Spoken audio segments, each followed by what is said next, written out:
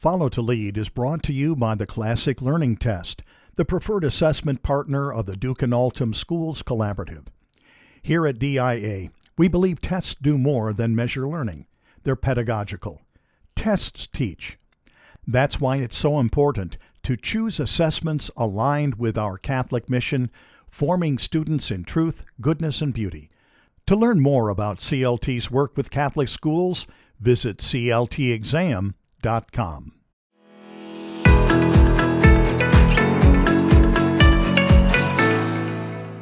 In the name of the Father, and of the Son, and of the Holy Spirit, amen.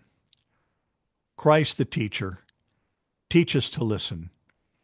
Teach us to do the deep listening to the sounds of our soul, waiting to hear your voice calling us to cast out deeper, to become fishers of men and women, shepherds of souls, to follow your will in order to lead others to the truth, beauty, and goodness only you can offer.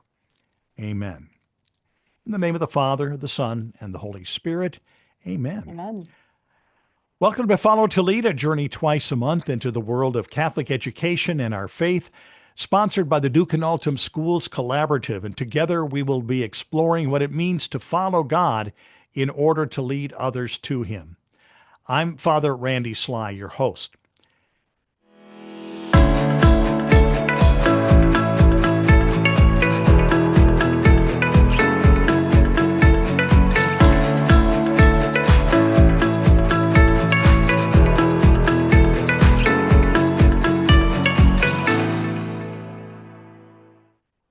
Today, we're beginning a new monthly emphasis with one of our monthly programs dedicated to the highlighting of one of our DIA partner schools. And our first guest for this undertaking is Sister M. Bridget Martin, the principal at the High School of St. Thomas More in Champaign, Illinois. And Sister has been a member of the Sisters of St. Francis of the Martyr St. George since 2003. And then after earning her bachelor's degree in history and secondary education from Franciscan University, she went on to teach history and serve as campus minister at St. James Academy in Lenexa, Kansas, right next door to where I live. And then in 2010, she was transferred to teach at the High School of St. Thomas More in Champaign, Illinois, while working on a master's degree from Franciscan University in catechetics and evangelization. In 2019, she was asked to take the role of principal at STM and has held that role ever since. And during the first year as principal, Sister Bridget joined Duke and Altum Schools Collaborative as a member school and has attended the annual summit each year since. Currently, she serves on our board of directors. She completed a master's degree in school administration from the University of Mary in 2024. Sister, welcome to the program. Thank you so much, Father Randy. It's so good to be here with you. Well, it is good to see you, and we've been friends for a number of years, and it's always good to be with you, even though it was something virtual. That's right. That's right. I just noticed, I think there's a typo in the bio that I got, because I think it's not in 2010 that you went to St. Thomas More. I think it was 2016, wasn't it? It was 2016, and St. Thomas More. Yep.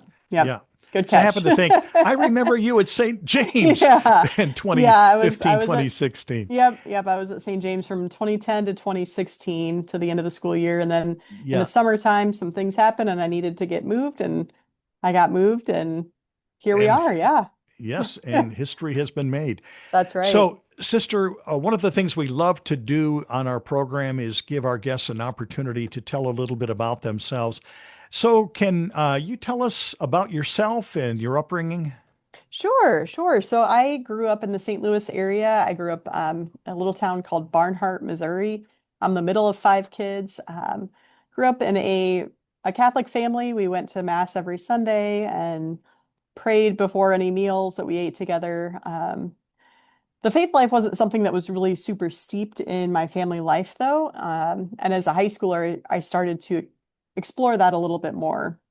I started to attend a Life Teen youth group and realized that our faith is something more to be lived and not just rules to be followed. And so I got really interested in that. I went off to college for a year and while at college, I went on the March for Life to Washington, D.C., and I met our sisters. They were actually two of our sisters were on my bus, and Oh, I thought, wow. oh man, this is going to be such a drag. We got some nuns on the bus here, and but turned out they were young and energetic and very faithful and funny and real. And they wore a habit, which was something that I had not seen before. I had never encountered sisters in habit before. And there was just something very intriguing about them. And so I ended up visiting over my spring break that year and just really felt like that was where the Lord was calling me. And so this isn't, I wouldn't give this as discernment advice, but I met the sisters in January, visited in March, entered in September. So it was a pretty quick process. My family was pretty surprised by it all. Uh, but in the Lord's timing, he blessed it. I think he knew that if I would have had all of these beautiful, wonderful sisters that I had encountered growing up, I maybe would have been overwhelmed by all the options. Right. And so he just put the right community in my path that he wanted me to follow. And here I am 23 years later, and I never thought that I would be living outside of my hometown, much less having traveled quite a bit, living in different states and teaching all over. And you gave a bio of my professional life there, if you would, but there were a few other stints where I taught in New Jersey for 6 months, or I taught Hmm. in Nebraska for 6 months, and so just being able to encounter the church in all of those different locations has also been such a gift. I know that when I entered the convent, I was only 19, and a lot of people said, "You don't know what you're doing," and I'm like, I I know that God told me that I'm supposed to do this though. Yeah. Yeah. And they were right. I didn't know what I was doing, but I knew that God told me that I needed to do this. And I never would have dreamed that I would be a high school principal. I I was studying special education before I entered the convent for that 1 year, and I thought I would be a special education teacher, but more importantly, I thought I would get married and have a lot of kids. Well, I got married and I have a lot of kids. I've got 200 Yeah. teenagers right now. So, Right. Yeah. the Lord fulfills all of those desires when we earnestly seek him. And so, naive 19-year-old me didn't know what I was doing, but the Lord did. And he's led me on quite an adventure.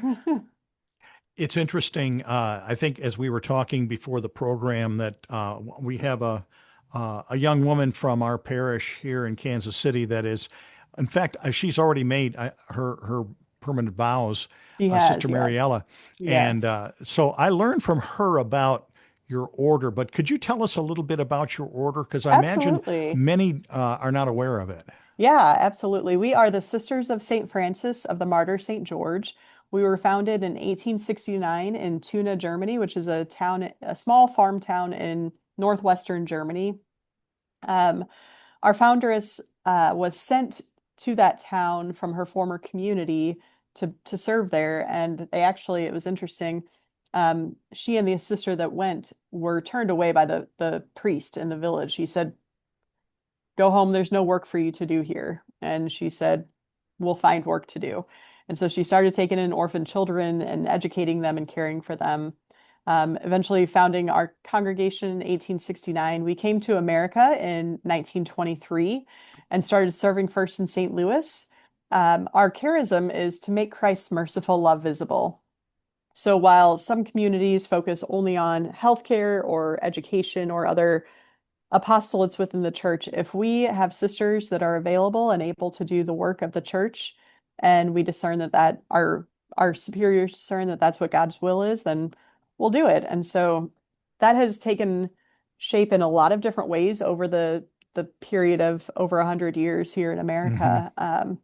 So I've when I first entered, we were primarily sisters who were teachers or nurses.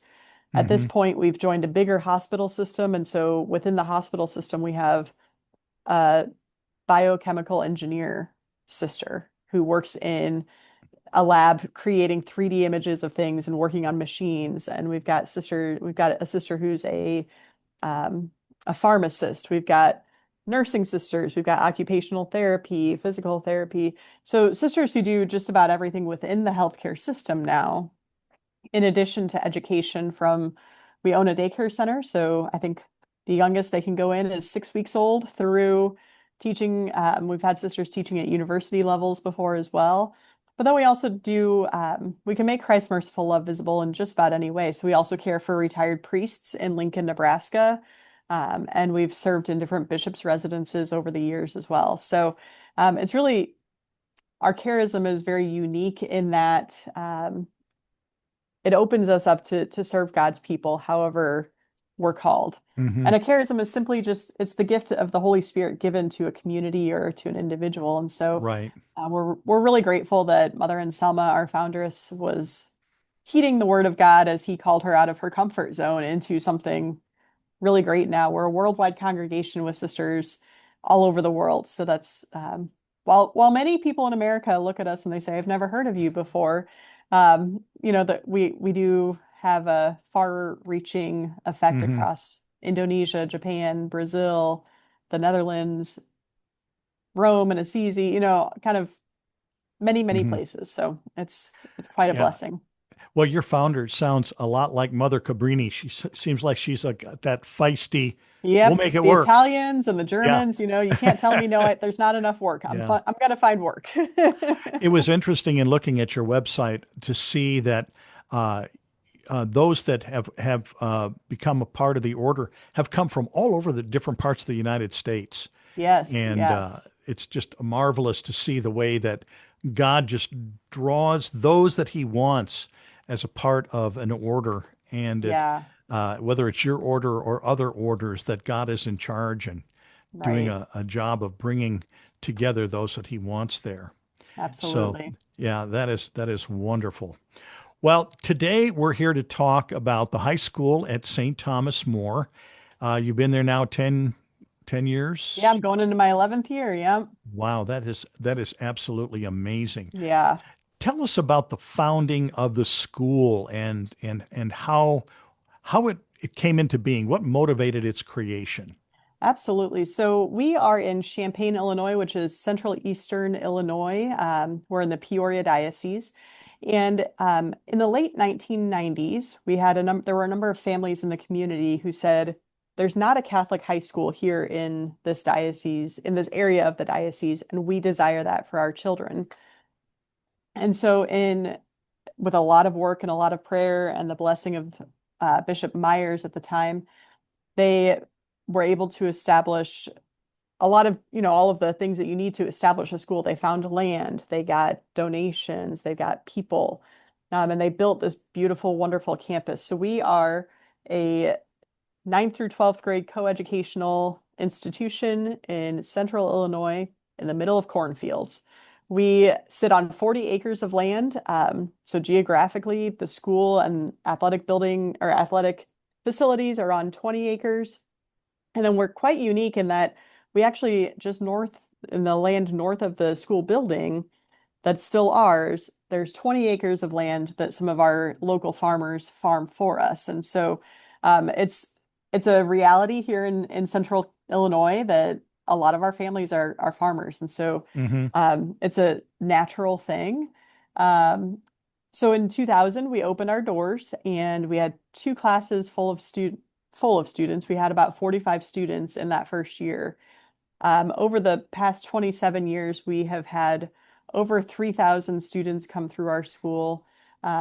We it's just such a blessing. I've been talking about our beginnings a lot lately, and just this morning I met with our faculty and just trying to remember the spirit of our founding families. We're in this Hmm. 250th anniversary of our founding of our nation, and I just like to make that connection of 27 years ago, over 27 years ago, but 27 years ago, our doors opened because there were families who said, we need Catholic education on the high school level for our sons and daughters.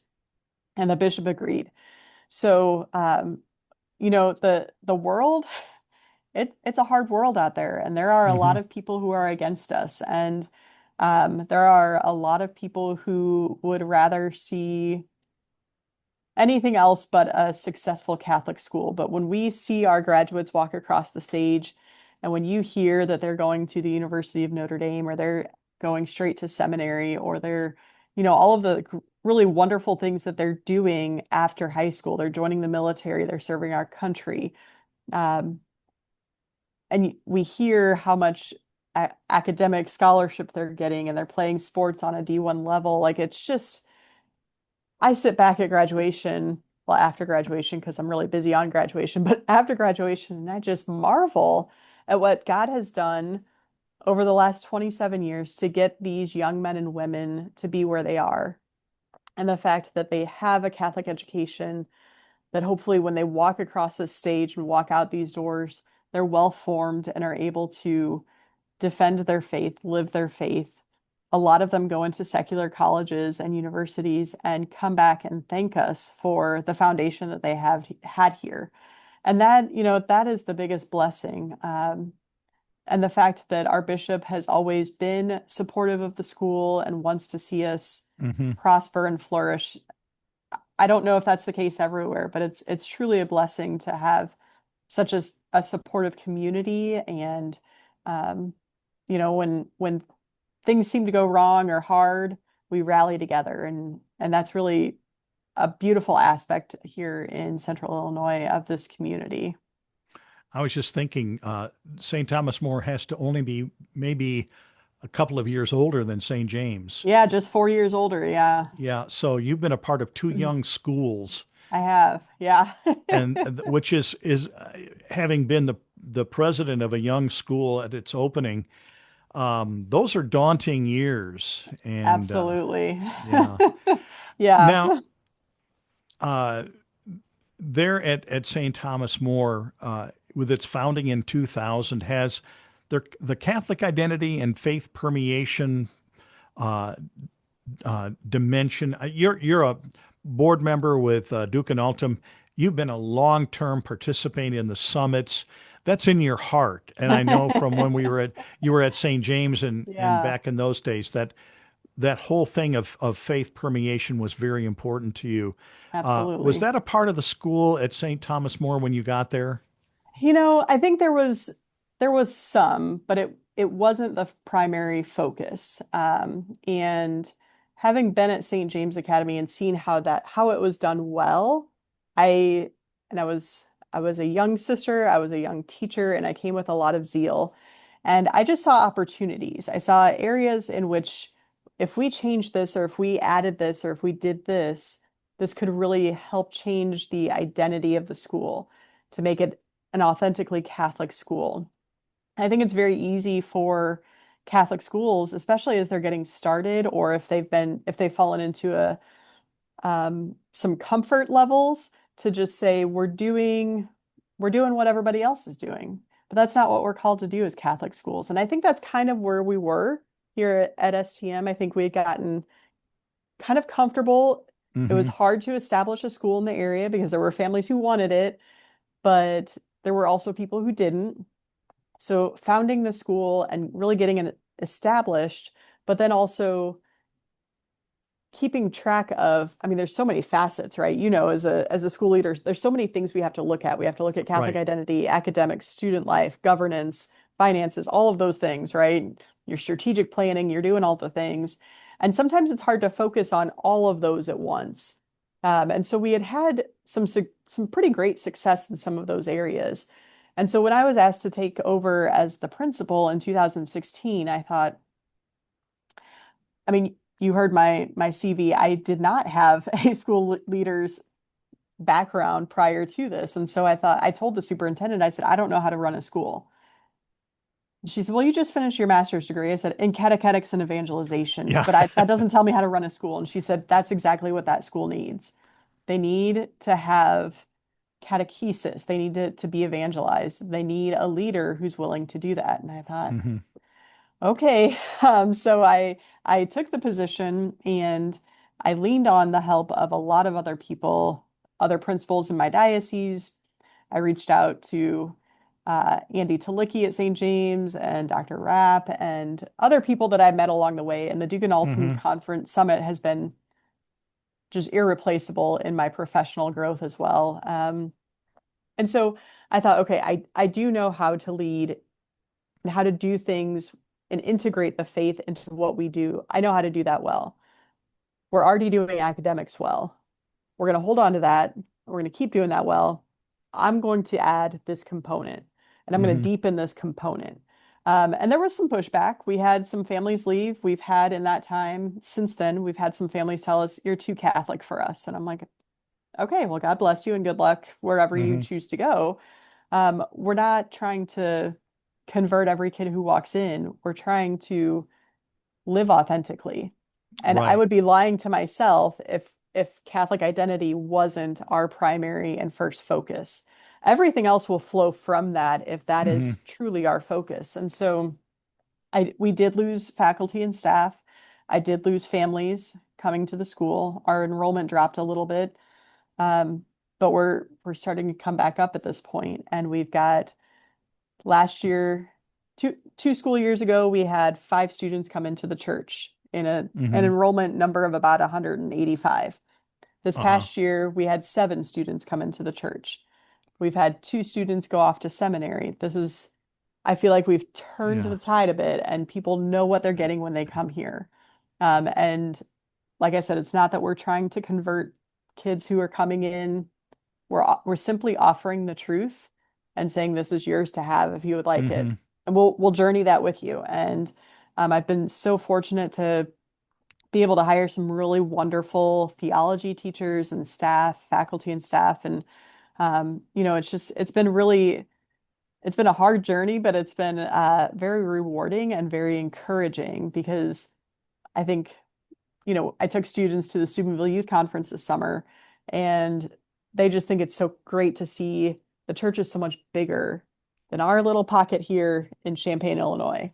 Yeah. And I think that's so important for us all to remember too, that our sphere of influence can actually be a lot bigger because we are a universal church. And so, um, yeah, it's been a journey, and I Hmm. won't say that we have it perfect. I won't say that there's no room for improvement. We are constantly looking and assessing and saying, how can we get better in every one of those aspects? But yeah, I think that that is something that as a religious sister, as I said, I would have been lying to myself had I not been making that a priority. And Hmm.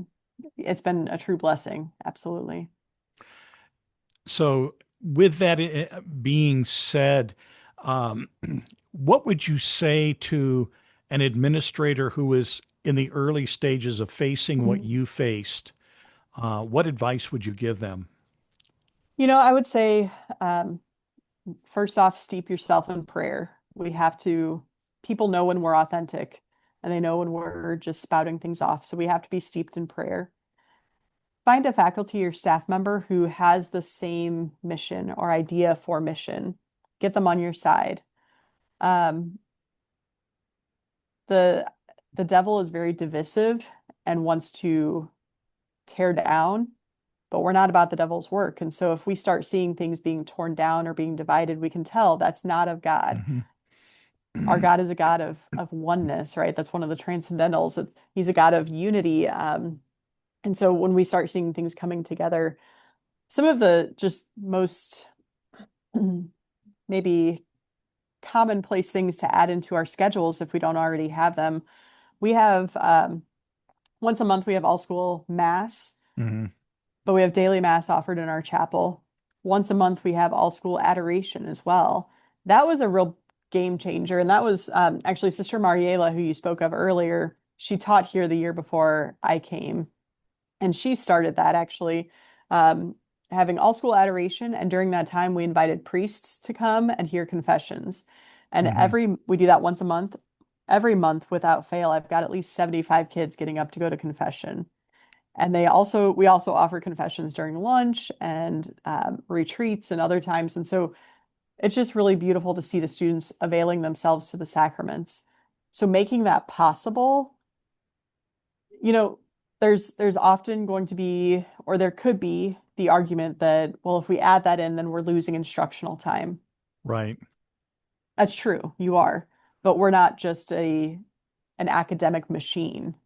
Our mission as a school at the High School of St. Thomas More is to assist parents in informing their children spiritually, morally, intellectually, and physically. we put it in that order for a reason because the Hmm. spiritual and moral life, that's got to come first. Every other school does the academic side. Every other school does the physical side. Not every other school can or will do the spiritual or moral. And so we Right. we make sure to really hone in on that, not to the abandonment of the other two. But as I said earlier, if we're truly living an authentically Catholic life, then it is going to form the whole person. Um, so making sure we're including opportunities for sacraments in our school within the school day so Hmm. that students have no reason to not go. But then also just don't, I would say don't give up. Because if the school is truly meant to be a Catholic school, God is going to bless us when we stand firm in our Catholic identity. Oh, that's so true, isn't it? That the Lord is there to give blessing to faithfulness.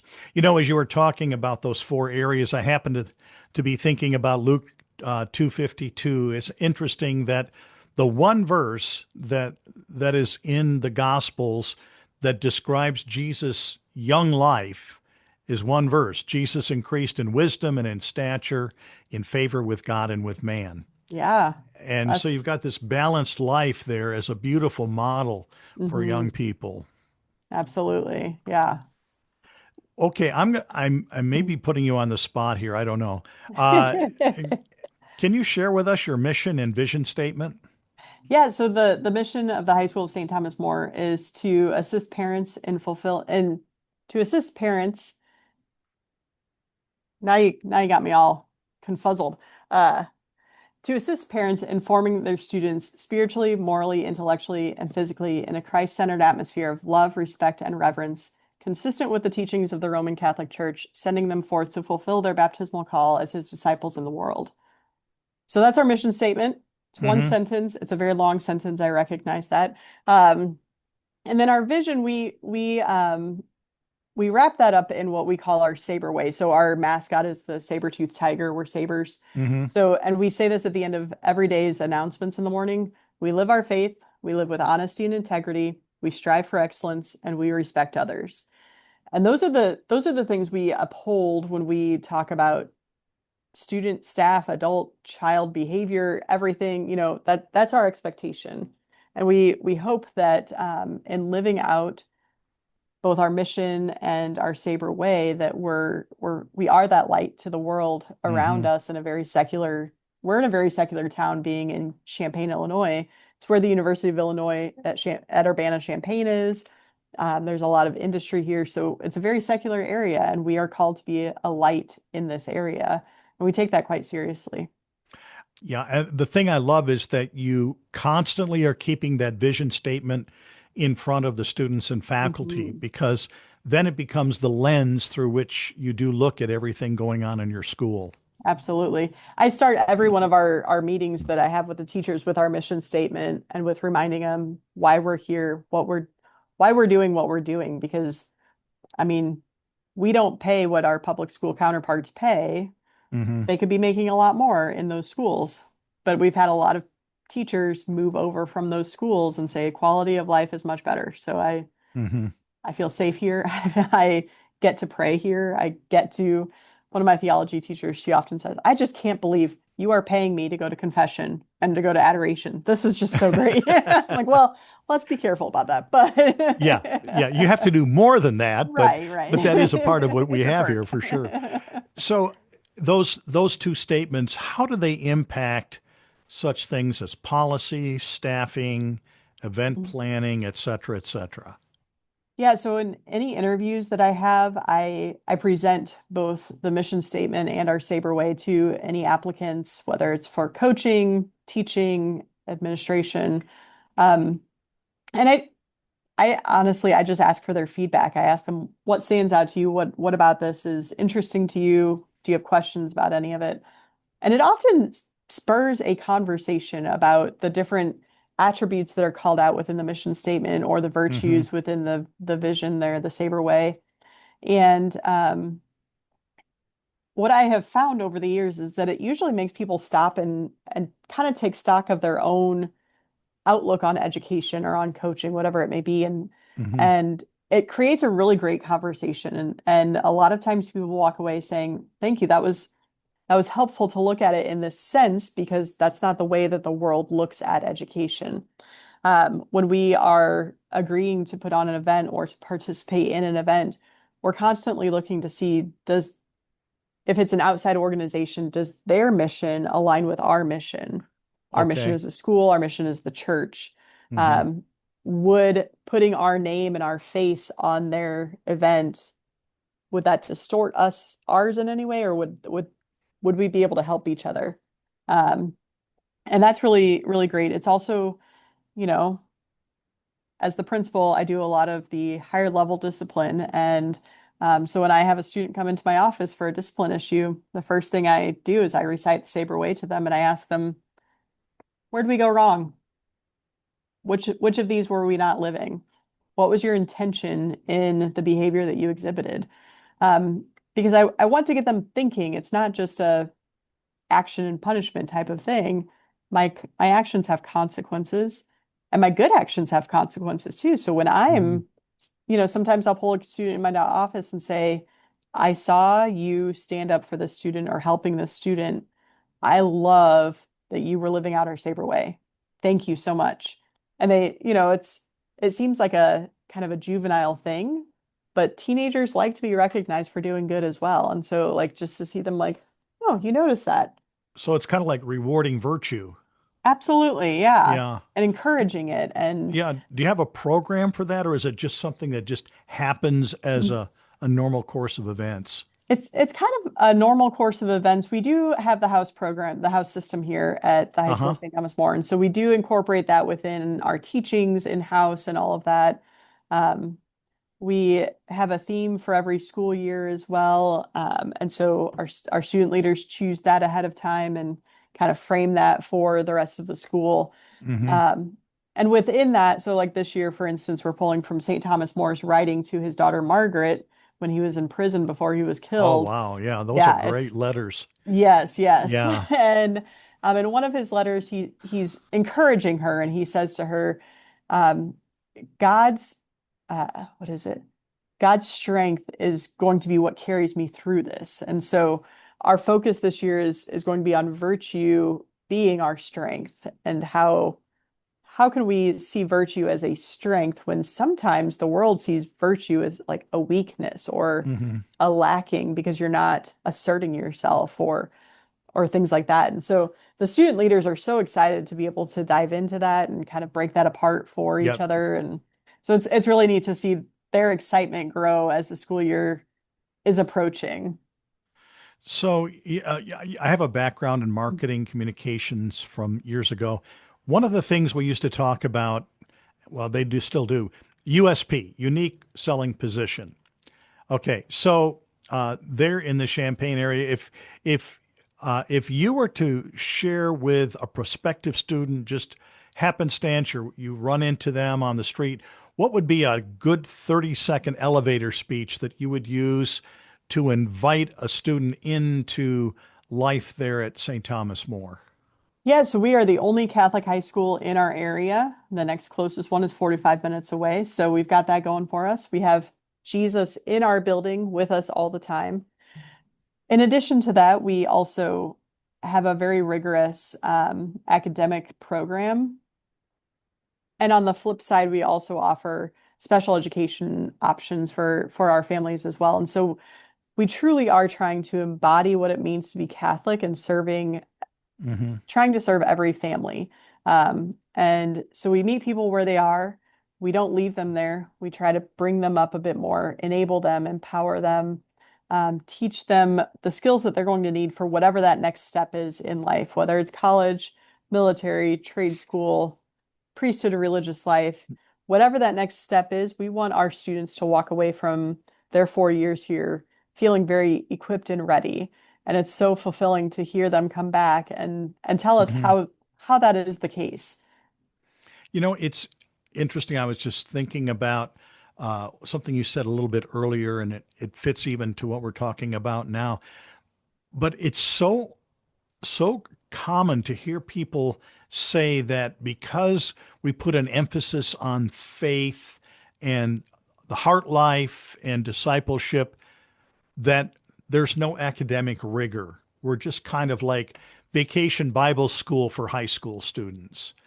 And that is so far from the truth on because they also do excel well in the academics. Absolutely, absolutely. Because if we really are just a vacation Bible school for high schoolers or for the bigger kids, then one, we're not doing a very good job of that. I don't think because a lot of vacation Bible school is very I don't know, I think of vacation Bible school, maybe this is dating myself, but I went in the late 80s and there were a lot of banners and clapping and songs and things like that. It's much more than that. And I think if we look at the history of Catholic education around the world and in the United States, we'll see that a lot of the top tier higher education institutions in our country are or were begun by Catholics. And so we do take our Yep. studies very seriously. And we know that God has given us an intellect and a will, and we want to form both of those. And so we do, I mean, we offer, we're, I think we have 13 advanced placement classes, AP classes. This year, I think this past year, I'm pretty sure it was 10 of the 13 classes had a 100% pass rate in our school. So Wow. don't try to tell me we're selling our kids short in academics when we've got things like that or students getting full ride Yeah, scholarships to universities across the country, including Notre Dame or Benedictine College or right. University of Illinois or other schools like that. I think that a Catholic school that's doing it well is doing all of those pieces well. So uh, I remember, and you probably were there as well. This was one of the summits before Duke and Altum even became a membership organization. It was at St. James. Okay. And I remember Kyle Pietrantonio at a seminar talking about the Catholic school as parish, Mm, that yes. it's not just the student, but there's a parish component. Mhm. What does that dynamic look like at St. Thomas More? Yeah, so that's I love the idea of that. And I've heard Kyle speak on that a number of times. And it's something that actually really got me thinking when I became the principal, because I thought, what do we do to help our parents?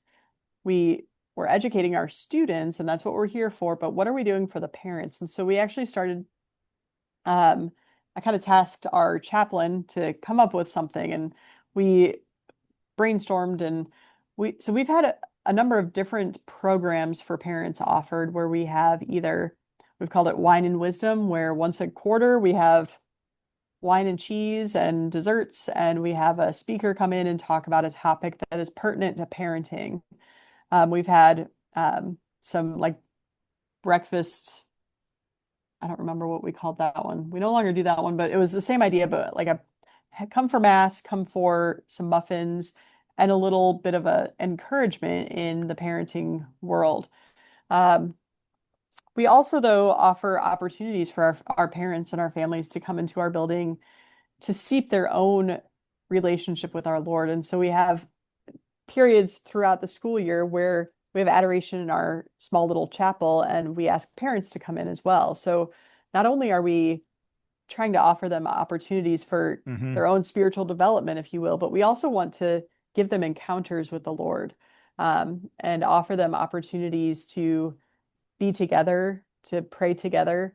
Um, we we take trips like the March for Life to Washington, D.C., and we have parents who step in and help chaperone that and help lead small groups and things of students. And so trying to not only feed the parents, but also give them the opportunity, because a lot of parents, I think in our world today, maybe that's foreign to them. And so we want to form them to be able to learn how to do that and be able to then reach the next generation, their own children, their children's friends.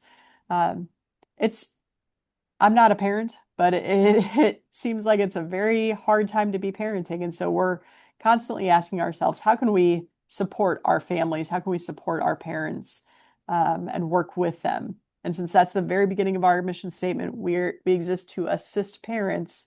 We're constantly thinking about how are we assisting them. It's interesting that I think it is a time in in our history and in our culture where people almost feel like they've got to put blinders on because there's so much going on in the world that's not like who we are, especially Yeah. as Catholics. And things like Steubenville, things like March for Life, events like that not only are formative and life changing for students, but they are for parents as well. That they go and see not only is there a bigger Catholic world out there, but there are other children who love Jesus. Hmm. This is not just a generation that is falling apart everywhere, Right. but and so it to me it's such a great encouragement for families when they can have that opportunity to be involved in large events like that as a part, and then they Absolutely. bring it back to the school. Right, right. And I think, I would imagine that as a parent, it can feel a little bit isolating. And so to see that I'm not the only one trying to do this. And that's for me as a school leader, that's one of the best parts about going to the Duke and Altum Summit is that we have schools from all across the country coming together. And we're still small enough that it's like, oh, I remember you from last year. How are you doing? How did this go? And we can stay in contact. But we're not all trying to reinvent the wheel. We're all in this together. And so if we can do that either on a school level or within our schools for our families, I think that's I think that could be really instrumental in this new springtime, to use the words of Pope John Paul II, Hmm. this new springtime in our church. And I think that, it truly is beautiful to see the wildflowers growing in this new springtime. Yeah, and the beautiful thing when you can collaborate with other school leaders, I've used the phrase over the years, I'm just one beggar telling another beggar where I found my bread. Yeah, exactly. And, that happens at the summit. It happens on our listservs. It happens Hmm. just when you were making contact with Shane Rapp, Andy Right. Talicki, other leaders, when you started out, you're just a phone call away from somebody that can give you encouragement, help, and hope, Absolutely. And which is there have been a beautiful. number of times that on the listserv as a member school, I've just sent out a question like, I don't even know how to do this. Or I've seen a question come through and I've thought, that's a really interesting question. I'm going to watch what Yeah, everybody else says because I don't know how to answer that, but I think I exactly. Yeah. should. So I'm going Yeah. to keep an eye on this Yeah. one. So it's really great to have the resources available because there's no reason why we need to all try to do it ourselves. Yeah. We were made for community as human beings. We were made for community. And so whether that's this virtual type of community to help supplement and to help encourage our personal community, but then also when we get together, being able to rekindle those relationships is really something else. Yeah. So tell me, sister, what has been your greatest challenge to date as principal of St. Thomas More? Ooh, enrollment is always lurking. It's always there staring me in the face. As I said earlier, we do live in a pretty secular town, and so it's a hard sell sometimes um, to convince parents, one, to make the choice for their children on where they're going to high school, but two, that Catholic high school is worth the money. Um, Yeah. because parents see the dollar sign, and um, having been around the country, we our school is not as expensive as other schools that I have seen, but Right. compared to what they're used to, it is. And so, um, it's constantly on the back of my mind of how can we almost prove ourselves to our families that and to prospective families that this is well worth your investment because it's not just everything we've been saying. It's not just the intellectual, but it's also on every other level. And so, I would say that's just the constant battle. And I would imagine a lot of school leaders have the same Oh, battle. yeah. Not everybody, Yeah. but I know there are schools with waiting lists and we'll maybe get there, but you know, No, I know um, that feeling. And yeah, especially yeah, when you're having to meet budget and there right, is yeah, that differentiation yep, between, the gap, as they call it, yep, Yep. And so it's important. How many students do you have now?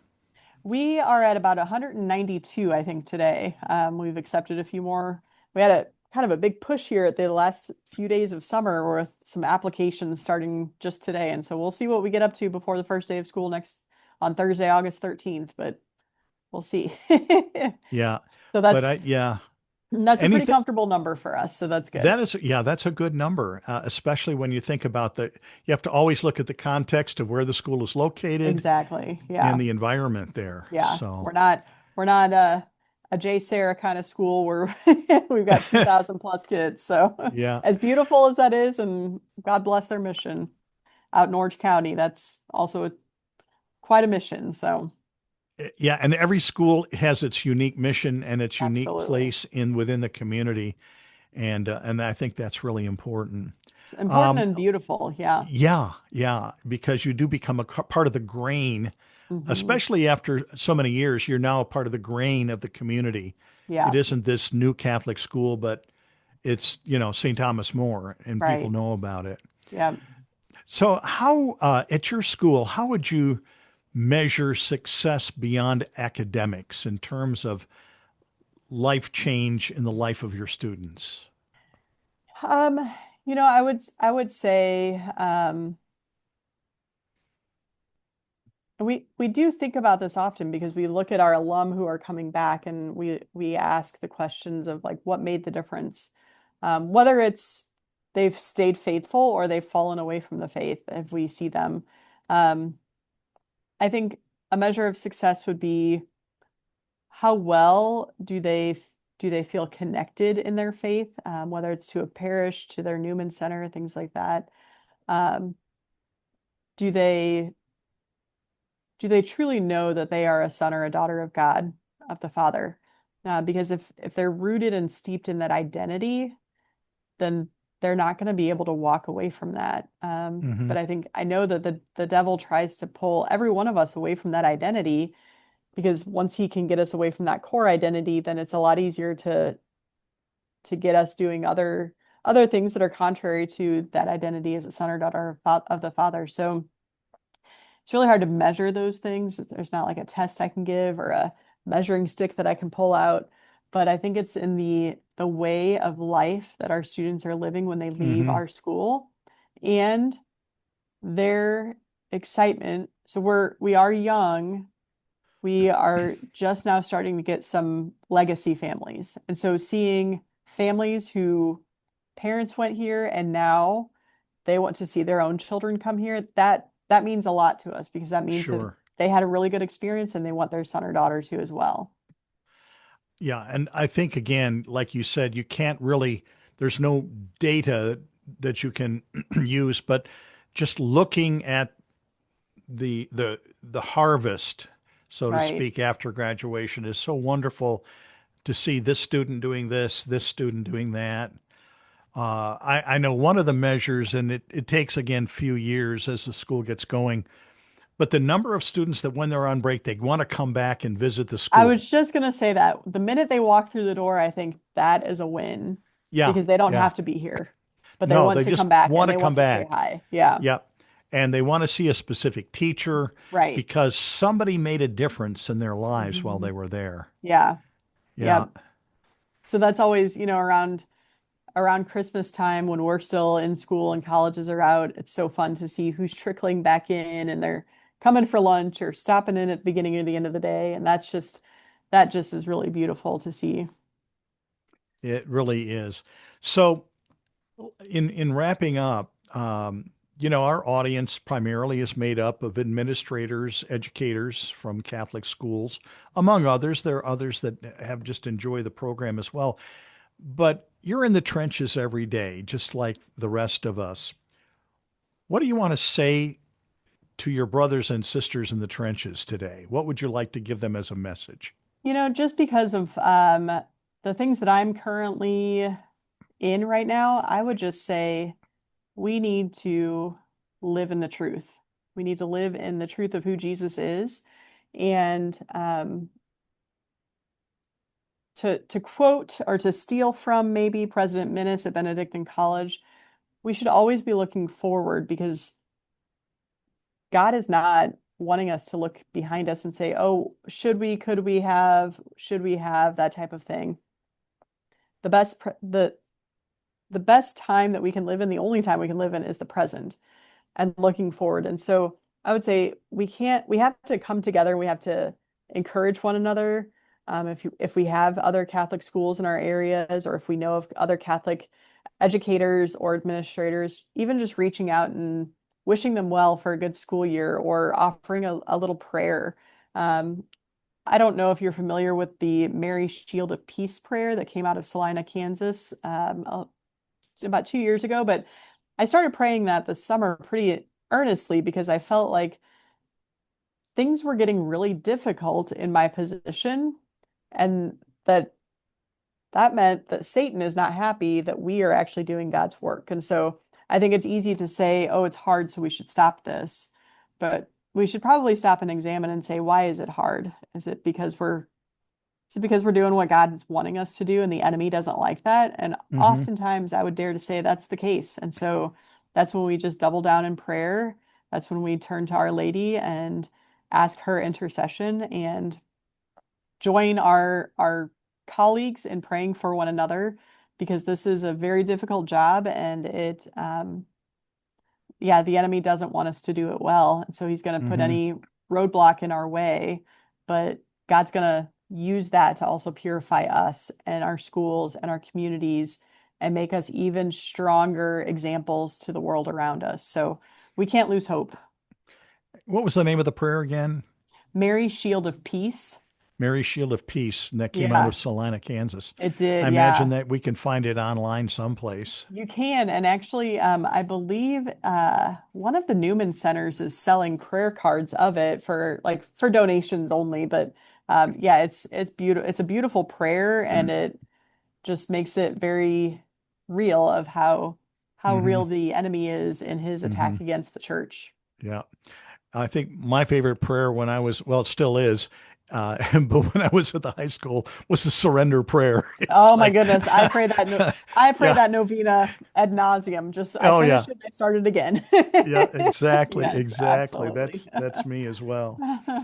Well, sister, thank you so much again for being our guest today on Follow to Lead and kind of leading the beginning of the parade Well, it's my of our pleasure. schools. So now, if people wanted to just kind of look and find out more about the High School of St. Thomas more, where can they go? Sure, our website is www.hs-stm.org. Okay, very easy. High School dash STM STM. St. Yep. Thomas More. Yep, that's it. Oh, well, sister, thank you again for being with us Yeah, thank you today. so It's much, been a Father. delight. Absolutely, absolutely. I've loved this. Thank you so much for inviting me and for this. I'm excited to also Yeah. listen to hear about other schools too as we Oh, me too. keep I think this this is going to program be going. I know we're going to have one school that is just in its stages of opening up. Oh, So that's so that's going to be a exciting. fun conversation. Yeah, And then we'll have absolutely. others that have been around for who knows, 100 years. So That's awesome. a I love lot of it. great things going on. Very good. So, and for more information about the Duke and Altum Schools Collaborative, please visit our website at diaschools.org. If you haven't already done so, please subscribe to our YouTube channel or follow our podcast, and be sure to leave a comment to encourage us toward future programs. May Almighty God bless you.